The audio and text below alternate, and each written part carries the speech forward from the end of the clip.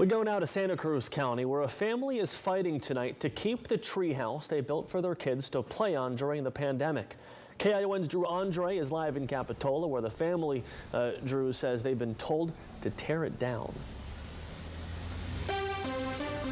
So, Aaron, the Bramlett's house is right here on the corner of 49th Ave, and where the treehouse is, what they think of as their backyard, is technically considered their front yard. So they've now been asked to remove it. But tonight, the community here in Capitola is rallying behind them to make an exception.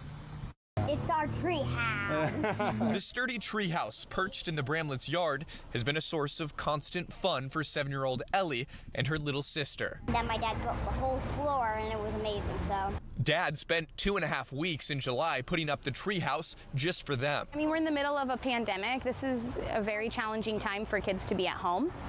And so we just thought this would be a great idea. We keep the kids outside and just have something fun to do in the midst of maybe uncertain and unpleasant times. Then this violation from the city showed up.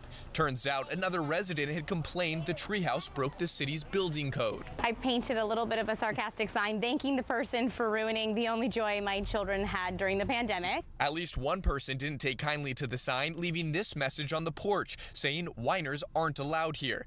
The Bramletts have now taken the sign down, but at the very same time, neighbors started showing their support for the Bramletts, and several posts from strangers on social media led to even more calls to keep the treehouse.